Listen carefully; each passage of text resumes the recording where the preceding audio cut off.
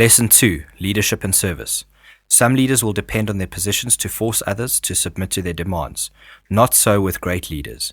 Instead, they command respect and honor through their positive actions and influence. We differentiate between two basic approaches here. In one case, the leader's message says, "I am the boss, so you better do as I say." In the other case, the message goes out saying, "Let's find a way to achieve what we all want and need." The great leader not only approaches life confidently, he also brings out the confidence in others. The way leaders conduct themselves inspires others to follow and act positively, so they need to spend less time, money, and energy imposing their external controls on the people through their demands, threats, or incentives, and more time on getting to understand the real needs of the people around them. Imagine a family where the parents, the official leaders of the home, are having an argument. The aggression and screaming puts enormous pressure on everyone. As one parent tries to prove that his or her point of view is right, so the other becomes more defensive and at times offensive. The strain gets greater as the battle continues. Now imagine a child initiates peace in the home.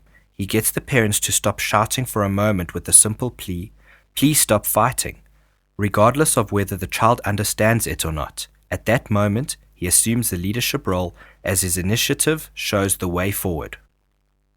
The challenge for all of us is to do what is right, instead of arguing about who is right.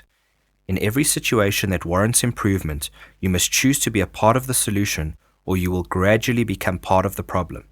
Whoever takes ownership of a problem will eventually own the solution.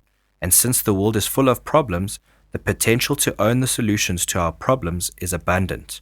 Adopt the slogan, "It matters less finding out who messed up, it matters more finding a way to clean up." This attitude is one of the greatest gems you can develop as a leader. Leadership is about providing excellence in service. The most outstanding quote that I recall says, "Whoever wants to be great among you, let him be your servant. Whoever wants to be a chief among you, let him be your servant." Now this requires serious thought about what it means to be a servant.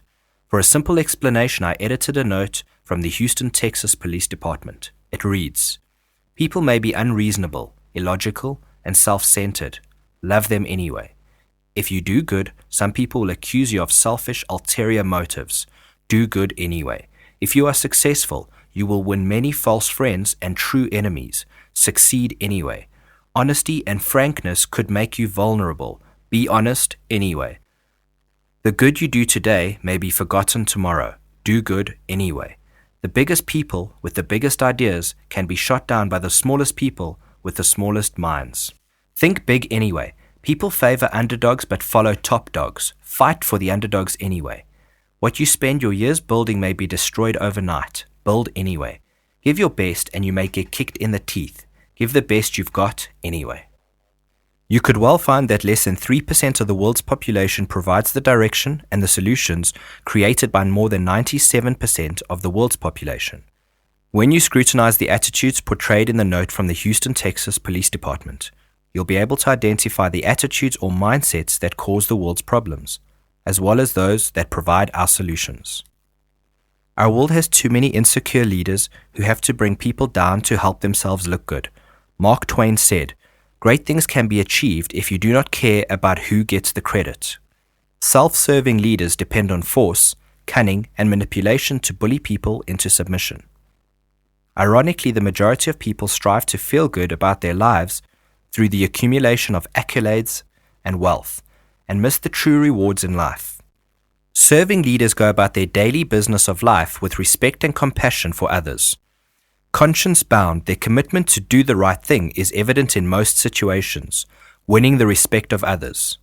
These people do not have to own or achieve great things to feel good about themselves. Instead, they get great results because they feel so good about how they conduct themselves. This creates healthy self-esteem, self-acceptance, self-respect, and self-assuredness, priceless rewards. Excellence in any form offers an example to be followed, and excellence in service is itself inspirational. But consider also who you are serving when you lead. Imagine the legacy of someone who builds a great business empire, but destroys many lives in the process, and possibly his own. This may be a personal achievement, but not service. An email message sent to me recently gives a simple example of how our focus on service literally changes lives.